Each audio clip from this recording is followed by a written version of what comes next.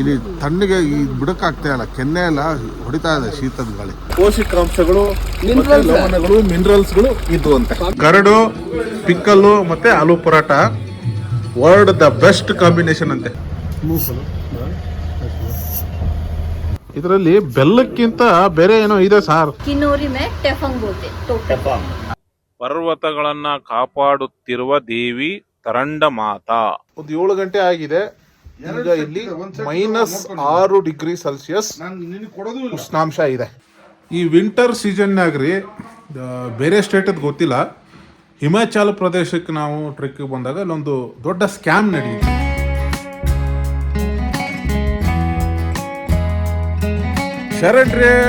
ಶರಣಾರ್ಥಿ ಸರ್ವರಿಗೂ ಇವತ್ತು ನಾವು ಶಿಮ್ಲಾಯಿಂದ ನಾಕೋಗೆ ಹೋಗ್ತಾ ಇದ್ದೀವಿ ರೀ.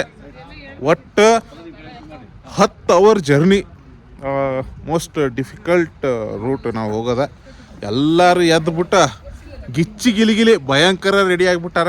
ಬೆಳಿಗ್ಗೆ ಶಿಮ್ಲಾ ಬಿಟ್ಟಾಗ ಕತ್ಲಾಗಿತ್ತು, ಏನೋ ಮಾತಾಡೋಕೆ ಆಗಿರಲಿಲ್ಲ. ಸ್ವಲ್ಪ ದೂರ ಬಂದ ಮೇಲೆ ಹ್ಯಾಪಿ ರಿಪಬ್ಲಿಕ್ ಡೇ.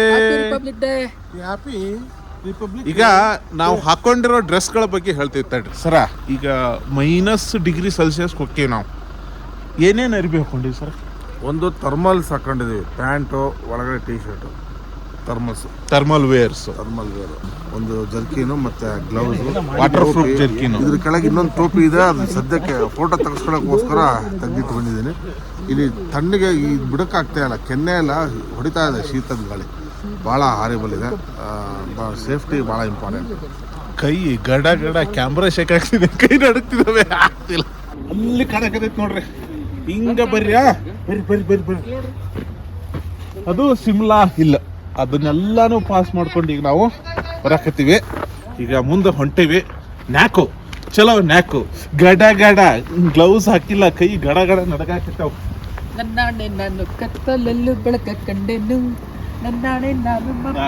ಶಿಮ್ಲಾದಿಂದ ನ್ಯಾಕೋಗ ಸುಮಾರು ಒಂದು 300ಕ್ಕೂ ಹೆಚ್ಚು ಕಿಲೋಮೀಟರ್ ಆಗ್ತೈತ್ರಿ. Total 10 hour travel ಮಾಡ್ಬೇಕಿಲ್ಲೇ.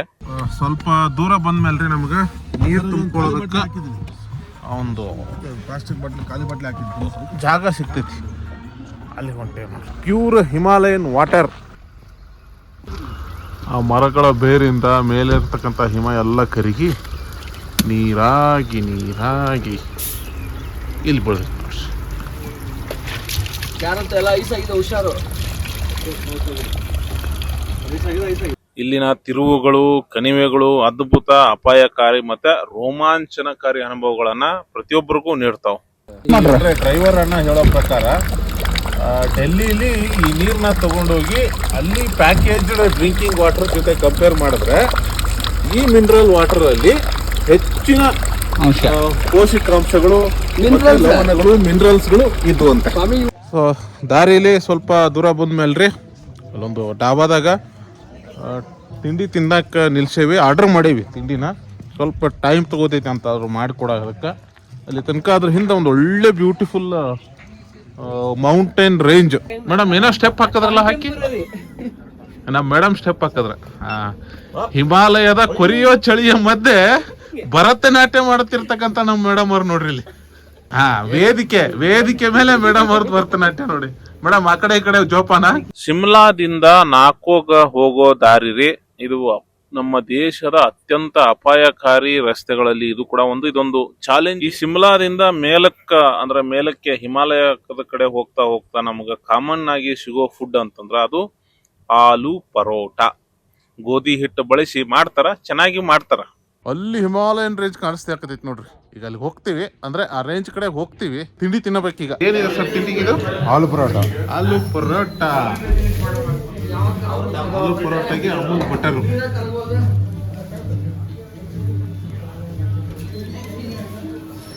ಇದು ಬೆಣ್ಣೆ ಕರಗದು ಯಾವಾಗ? ಈ ಬೆಣ್ಣೆ ಕರಗಿ ಇದ್ರ ಮೇಲೆ ಆಗಿ ಕಷ್ಟ ಆಯ್ತು, ಅದಕ್ಕೆ ಬೆಣ್ಣೆನೇ ತಿನ್ಬಿಡ್ತಾ ಇದ್ವಿ.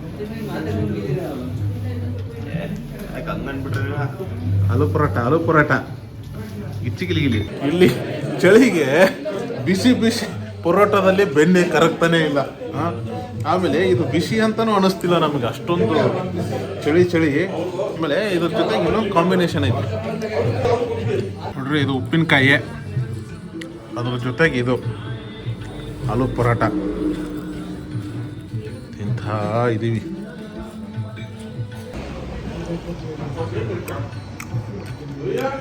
ಓಕೆ ಸಕಾಲಾಗಿದೆ. ಸಾಮಾನ್ಯವಾಗಿ ರೊಟ್ಟಿ ಪಲ್ಯ ತಿಂದು ಈ ಥರ ತಿನ್ನೋದು ಅಂದರೆ ಒಂಚೂರು ಕಷ್ಟ. ನಮ್ಮ ಸ್ನೇಹಿತರ ಅಭಿಪ್ರಾಯ ಕೇಳ್ತೀನಿ, ಇದಕ್ಕೇನಂತ ಹೇಳಿ. ಆಲೂ ಪರೋಟದಲ್ಲಿ ಮರಗಡೆ ಹಾಕ್ಬಿಟ್ಟು ಒಳಗೆ ಹಾಂ ಆಲೂ ಪರೋಟ ಹಾಕ್ಬಿಟ್ಟು ಕೊಟ್ಬಿಡೋರೆ. ಹಾಂ ನಾವು ಬೆಳಿಗ್ಗೆ ರಾಗಿ ಮುದ್ದೆ ಉಂಡರು ಹಾಂ ತಿನ್ನಕ್ಕೆ ಆಗ್ತಿಲ್ಲ, ಗಂಡ ಹಿಡಿತಾ ಇಲ್ಲ.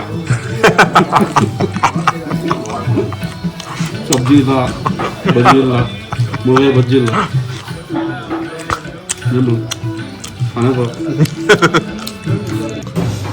ಆಲೂ ಪರೋಟಕ್ಕೆ ಇನ್ನೊಂದು ಹೊಸ ಕಾಂಬಿನೇಷನ್ ಸೇರಿಸ್ಕೊಂಡಿವಿ.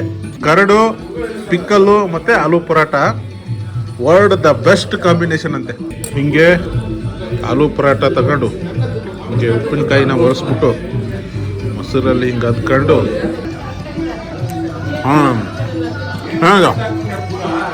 ಆದರೂ ನಮ್ಮ ಕರ್ನಾಟಕದ್ದು ಊಟನ ಜೋಳದ ರೊಟ್ಟಿ, ರಾಗಿ ಮುದ್ದೆ, ಚಟ್ನಿ ಪುಡಿ, ಮೊಸರು,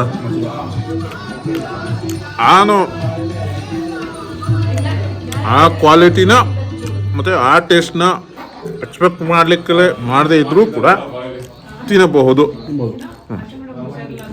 ತಿಂಡಿ ತಿನ್ನಿಸ್ಬಿಟ್ಟು ಮಿಕ್ಕಿನ ವಿಚಾರ.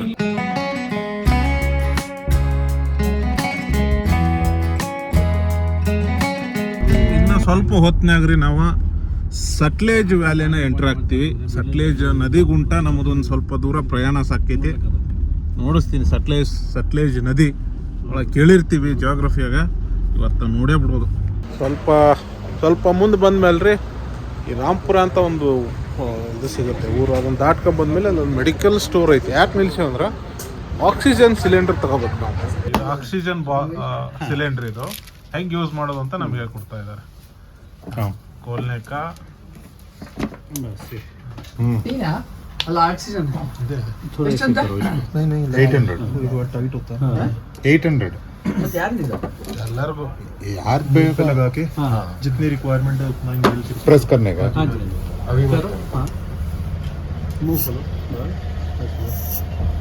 ಆಕ್ಸಿಜನ್ ಸಿಲಿಂಡರ್ಗಳಿವು. ಸೊ ನಾವು 3 ಗಾಡಿ ಜನ ಅದಾವ, 3 ಜನ ತಗೊಂಡಿದ್ದೀವಿ. ಒಂದಕ್ಕೆ 800 ರೂಪಾಯಿ. ಹಿಮಾಲಯನ್ ರಾಕ್ ಸಾಲ್ಟ್ ಈ ಮೆಡಿಕಲ್ ಸ್ಟೋರ್ನಾಗ ಹಾಕಿಟ್ಟಾರ ಅಂತಂದ್ರೆ ಇದು ಬ್ಲ್ಯಾಕ್ ನೆಗೆಟಿವ್ ಎನರ್ಜಿಗಳನ್ನ ಏನೇ ಇದ್ರೂ ಕೂಡ ಕ್ಯಾಪ್ಚರ್ ಮಾಡ್ಕೊಳ್ಳುತ್ತೆ ಅನ್ನೋದಕ್ಕೆ ಇಲ್ಲಿ ಇದೆಲ್ಲ ನೋಡ್ಕೊಂಡು ಮುಂದೆ ಹೊಂಟಿವ್ರಿ. ನಮ್ಮ ಕಡೆ ತಿನ್ನುವಂತ ಚಿಕ್ಕಿಗಳಿಗೂ ಇಲ್ಲಿ ಏನು ಹಿಮಾಚಲ್ ಪ್ರದೇಶದಲ್ಲಿರ್ತಕ್ಕಂಥ ಚಿಕ್ಕಿಗಳಿಗೂ ವ್ಯತ್ಯಾಸ ತೋರಿಸ್ತೀವಿ. ದಿಸ್ ಇಸ್ ಚಿಕ್ಕಿ, ಬಟ್ ಇದರಲ್ಲಿ ಬೆಲ್ಲ ಜಾಸ್ತಿ ಹಾಕಿದ್ದಾರೆ. ಇದರಲ್ಲಿ ಬೆಲ್ಲಕ್ಕಿಂತ ಬೇರೆ ಏನೋ ಇದೆ ಸಾರ್.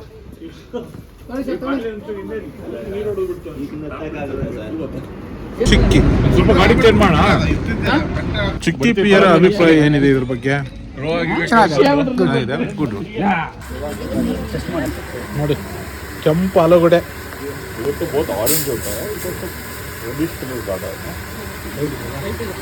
ಬೇಬಿ ಆಲೂ ಸ್ಪೆಷಲ್ ಆಗಿ ರೆಡ್ ಪಟೋಟೊ ಅಂತ, ಬಟ್ ಇನ್ಸೈಡ್ ಇದ್ದು ನಮ್ಮ ಪಟೋಟೊ ಥರನೇ ಇದೆ. ಟೇಸ್ಟ್ ಸ್ವಲ್ಪ ಸ್ವೀಟ್ ಆಗಿದೆ. Nice. This is baby potato. ನೋಟಿನ ಹಾರ ಮಾರೋದಕ್ಕೆ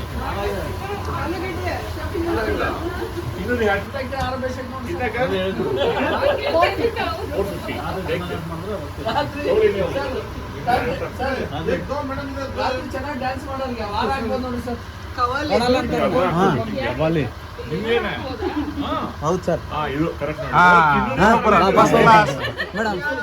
किन्नौरी में टेफंग बोलते ಈ ನಾಯಿಗಳಿಗೆ ಏನಾದ್ರು ಹೆಸರು ಇಡೋ ಚಾನ್ಸ್ ನಿಮಗಿತ್ತು ಅಂತಂದ್ರೆ ಏನ್ ಹೆಸರು ಇಡ್ತೀರಿ ಅನ್ನೋದನ್ನ ಕಮೆಂಟ್ ಮಾಡ್ರಿ. ನಾ ಇಟ್ಟ ಹೆಸರು ಕರಿಯ ಮತ್ತೆ ಕೆಂಚ ಅಂತ.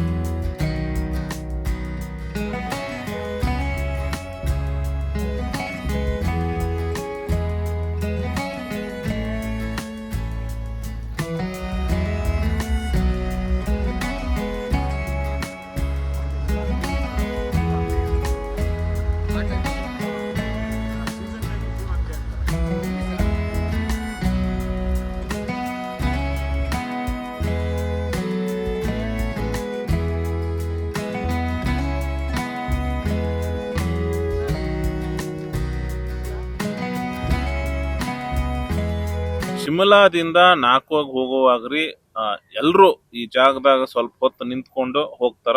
ಒಂದು ಅದ್ಭುತವಾದ ಸ್ಥಳ ಹೌದು.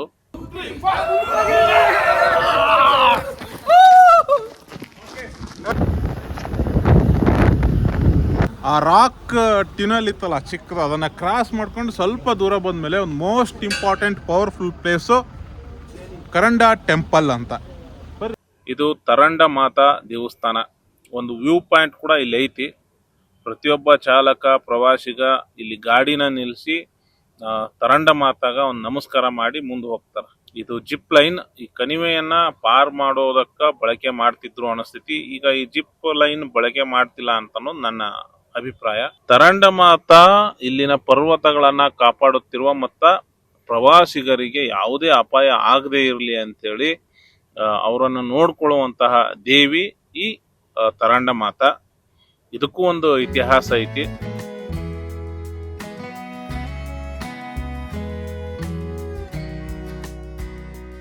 ಕರಂಡ ಮಾತಾ ಟೆಂಪಲ್ ನಲ್ಲಿ ಮಾತೆಯಿಂದ ಏನಿದು ತಿಲಕ ತಿಲಕ ಇಡ್ಸ್ಕೊಂಡು ವಿಜಯ ತಿಲಕ ಇಡ್ಸ್ಕೊಂಡು ನಮ್ಮ ಟೂರ್ ಸಕ್ಸಸ್ಫುಲ್ ಆಗ್ಲಿ ಅಂತ ವಿಶ್ ಮಾಡಿಸ್ಕೊತಾ ಇದ್ದೀವಿ. ಚುಕ್ಕಿ ನಾವೀಗೇನು ಹೊಂಟೇವಲ್ರಿ, ಈ ರಸ್ತೆನ ಬಾರ್ಡರ್ ರೋಡ್ ಆರ್ಗನೈಸೇಷನ್ ಬ್ರೋ ಅನ್ನೋ ಒಂದು ಸಂಸ್ಥೆ ಐತಿ, ಅದನ್ನ ನಿರ್ಮಾಣ ಮಾಡ್ತಿತ್ತಂತ್ರೆ. ಅವಾಗ ಪದೇ ಪದೇ ಗುಡ್ಡ ಕುಸಿತ ಉಂಟಾಗಿ ಈ ಕೆಲಸ ಮುಂದೆ ಹೋಗ್ತಿರ್ಲಿಲ್ಲ ಅಂತ, ಅಂದ್ರೆ ಸಾಕ್ತಿರ್ಲಿಲ್ಲ ಅಂತ. ಆಗ ಸ್ಥಳೀಯರ ಒಂದು ಸೂಚನೆ ಕೊಡ್ತಾರಂತ, ಈ ದೇವಿನ ಇಲ್ಲಿ ಪ್ರತಿಷ್ಠಾಪನೆ ಮಾಡ್ರಿ ಅಂತೇಳಿ. ಆ ಪ್ರಕಾರ ಈ ದೇವಿನ ಇಲ್ಲಿ ಪ್ರತಿಷ್ಠಾಪನೆ ಮಾಡದ್ಮೇಲೆ ಯಾವುದೇ ಗುಡ್ಡ ಕುಸಿತಗಳು ಸಂಭವಿಸ್ದನ ರಸ್ತೆ ಕಾಮಗಾರಿ ಅತ್ಯಂತ ಸುಲಭವಾಗಿ ಸಾಕ್ತು ಅಂತಾನು ಹೇಳ್ತಾರ. ಈ ದೇವಿಗೆ ಇನ್ನೊಂದು ಹೆಸರು ಐತ್ರಿ, ಅದು ಚಂದ್ರಲೇಖ, ಅಂದ್ರ ಪರ್ವತಗಳ ರಕ್ಷಕಿ ಅಂತ. ಸೊ ಈಗ ಈ ದೇವಸ್ಥಾನ ನೋಡ್ಕೊಂಡು ಮುಂದೆ ಹೊಂಟಿವಿ. ಒಂದ್ ಕಡೆ ಗುಡ್ಡ, ಇನ್ನೊಂದ್ ಕಡೆ ಗುಹೆ ದಾರಿ, ಇನ್ನೊಂದ್ ಕಡೆ ದೊಡ್ಡದಾದಂತಹ ಪ್ರಪಾತ, ಎಲ್ಲವೂ ಅದ್ಭುತ, ಅಮೋಘ, ಅನನ್ಯ, ಅವಿಸ್ಮಯ. ಊಟಕ್ಕೆ ನಾವೇನ್ ನಿಲ್ಸಿದ್ವಿ ಅವಾಗ ಸಿಕ್ಕಂತಹ ಅತಿಥಿಗಳಿರಿವು. ಇದೇನು ಗೊತ್ತಾ, ಕರ್ನಾಟಕದ ಸುಪ್ರಸಿದ್ಧ ಟವಲು, ಹೆಗಲ ಮೇಲೆ ಟವಲು. ಇದೇನು ಗೊತ್ತಾ, ಹಿಮಾಚಲದ ಪ್ರದೇಶದ ಟೋಪಿ. ಎರಡೂ ಶೇಡ್ ಹಾಕೊಂಡ್ಬಿಟ್ರೆ ಈಗ ಹಿಮಾಚಲ ಪ್ರದೇಶ ಪ್ಲಸ್ ಕರ್ನಾಟಕ ಎರಡೂ ಒಂದಾಗಿದೆ. ಈಗ ಫ್ರೈಡ್ ರೈಸ್ ತಿನ್ನೋಣ. ನಾವೀಗ ಸಟ್ಲೇಜ್ ನದಿ ಗುಂಟ ಹೊಂಟೇವ್ರಿ. ಸಟ್ಲೇಜ್ ನದಿಗೆ ಅನೇಕ ಹೈಡ್ರೋ ಪ್ರಾಜೆಕ್ಟ್ ಗಳನ್ನ ನಡೆದೈತಿ, ಅದರಾಗ ಇದು ಕೂಡ ಒಂದು.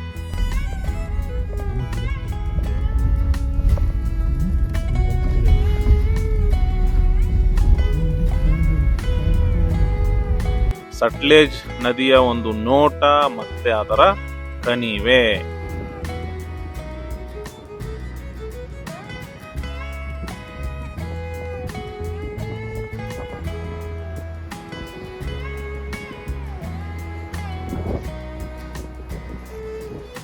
ಶಾಂಗ್ಟೋಂಗ್ ಬ್ರಿಡ್ಜ್ ಸೇತುವೆ ಸಟ್ಲೇಜ್ ನದಿಗೆ ನಿರ್ಮಾಣ ಮಾಡಿದ್ದು.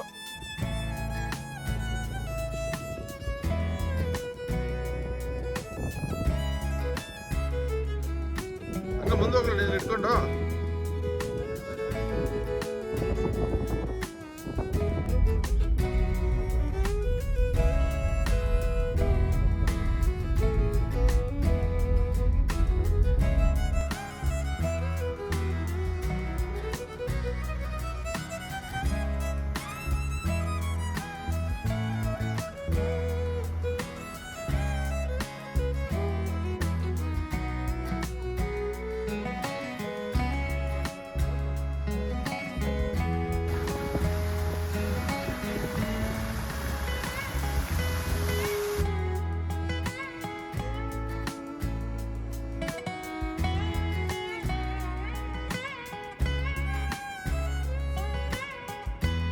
ಸುಮಾರು 10 ಗಂಟೆ ಜರ್ನಿಯನ್ನ ನಾವು 12 ಗಂಟೆ ಕಾಲ ಮಾಡಿ ಈಗ ನಾಕೋಗ ಬಂದು ಸೇರ್ಕೊಂಡಿವಿ. ನಮಸ್ಕಾರ ರೀ ಎಲ್ಲರಿಗೂ. ಈಗ ನಾವು ನಾಲ್ಕು ಏನಂದ್ರ ನಾಲ್ಕು ಸರ್ ನೋಡಿ, ಈ ಚೀನಾ ಥರದ್ದು ಒಂದೇ ಇಂಡಿಯಾ ನಂದು ಬಾರ್ಡರ್ ಅಲ್ಲಿ ಬೇಕಾದ್ರೆ ಇರ್ತಕ್ಕಂಥದ್ದು ಕೊನೆಯ ಹಳ್ಳಿ. ಇದು ನಂದು ಗುರು. ನನ್ನ 4 ಹತ್ರ ಇರೋದು ಒಂದು. ಈ ಥರದ್ದು 2 ಶಿಮ್ಲಾದಿಂದ ನಾವು ಇಲ್ಲಿಗೆ ಬಂದ್ವಿ. ಇವ್ರಿಗೆ ಒಂದು ಅಂತ. ಹಾ. ನೀನ್ ತಗೊಂಡು 320 ಕಿಲೋಮೀಟರ್ನ 12 ಅವರ್ ಟ್ರಾವೆಲ್ ಮಾಡ್ಕೊಂಡ್ ಬಂದ್ವಿ. ಬರಕ್ ದಾರಿಯಾಗಿ ಏನೇನ್ ತೋರ್ಸಿದ್ವಿ ಅಂತ ಮಾಡಿದ್ದೆ ಅದನ್ನ. ನೋಡ್ಕೊಂಡ್ ಬಂದ್ವಿ ಒಂದಿಷ್ಟು ಜನ. ಇದು ಈಗ ನಾನೇ ಈ ಕ್ಷಣಕ್ಕೆ ಒಂದು 7 ಗಂಟೆ ಆಗಿದೆ. ಈಗ ಇಲ್ಲಿ -6 ಡಿಗ್ರಿ ಸೆಲ್ಸಿಯಸ್ ನಾನು ನಿನಗೆ ಕೊಡೋದು ಇಲ್ಲ. ಉಷ್ಣಾಂಶ ಇದೆ. ಹೆಂಗ್ ಪ್ಯಾಕ್ ಆಗಿದೀವಿ ಅಂದ್ರೆ ಇಸ್ಕಿ ಮಾಕಿ ಒಬ್ಬೊಬ್ರು ನೋಡ್ಬೇಕು ನೀವು. ನೋಡ್ರಿ ಈಗ -6 ಡಿಗ್ರಿ ಒಳಗಡೆ ಬೆಚ್ಚಗಿರಕ್ ಏನೇನು ಎಲ್ಲ ವ್ಯವಸ್ಥೆ ಮಾಡ್ಕೊತಾರೆ. ಗಿಲಿಗಿಲಿ ಅಕ್ಕ ಓ ಗಿಲಿಗಿಲಿ ಅಕ್ಕ. ಈ ವಿಂಟರ್ ಸೀಸನ್ನಾಗ್ರಿ ಬೇರೆ ಸ್ಟೇಟದ್ ಗೊತ್ತಿಲ್ಲ, ಹಿಮಾಚಲ ಪ್ರದೇಶಕ್ಕೆ ನಾವು ಟ್ರೆಕ್ಗೆ ಬಂದಾಗ ಇಲ್ಲೊಂದು ದೊಡ್ಡ ಸ್ಕ್ಯಾಮ್ ನಡೀತಿ. ಇಲ್ಲೈತಲ್ರಿ, ಇದಕ್ಕೆ ನಾವು ಹೀಟರ್ ಅಂತ ಕರೀತಾರೆ ಇದಕ್ಕೆ ಹೀಟರ್ ಅಂತ ಹೇಳಿ. ಬಂದೆ ಸರ್. ಇಲ್ಲಿ ಒಂದು ಹೋಮ್ ಸ್ಟೇದವರು ಹೋಟೆಲ್ನವರು ಏನು ಸ್ಕ್ಯಾಮ್ ಮಾಡ್ತಾರೆ ಅಂತಂದ್ರೆ, ಅವರು ಎಷ್ಟು ನಮ್ಮನ್ನು ಅರ್ಥ ಮಾಡ್ಕೋತಾರೆ ಅಂದ್ರೆ, ನಮ್ಗೆ ಈ ಚಳಿ ಆಗೋದಿಲ್ಲ ಅಂತ ಗೊತ್ತಿರ್ತೈತಿ. ಅವ್ರ ಹತ್ರ ಹೀಟ್ರ್ ಇದ್ರೂ ರೂಮ್ ರೆಂಟ್ ತೊಗೊಳೋದಲ್ದ ಎಕ್ಸ್ಟ್ರಾ ಚಾರ್ಜ್ ಮಾಡ್ತಾರೆ. ಅದಕ್ಕೆ 500 ರೂಪಾಯಿ ಕೊಡಬೇಕು ಒಂದು ಹೀಟ್ರಿಗೆ. ಅವರು ನಮ್ಮ ವೀಕ್ನೆಸ್ಸನ್ನು ಬಿಸ್ನೆಸ್ ಮಾಡ್ಕೊಂಡಿರ್ತಾರೆ. ಇದೊಂದು ಗಮನಿಸ್ದಾಗಿರಲಿ. ನೀವು ಯಾರು ಬರೋವಾಗ ನಿಮ್ಮ ಟೂರಿಸ್ಟ್ ಆರ್ಗನೈಸರ್ ಯಾರು ಇರ್ತಾರೋ ಅವನ ಜೊತೆ ಕ್ಲಿಯರಾಗಿ ಮಾತಾಡಿಕೊಂಡು ಬರ್ರಿ. ನೋಡ್ರಿ, ಇವತ್ತಿಂದ ವ್ಯವಸ್ಥೆ ಇಷ್ಟ ಐತಿ. ಮಿಕ್ಕಿದ್ದ ನಾಳೆ ಹೇಳ್ತೀವಿ. ಈಗ ಮಾತಾಡುವಷ್ಟು ಎನರ್ಜಿ ನಮಗಿಲ್ಲ. 12 ಅವರ್ ಜರ್ನಿ ಮಾಡಿ ಈ -6 ಡಿಗ್ರಿ ಸೆಲ್ಸಿಯಸ್ನಾಗ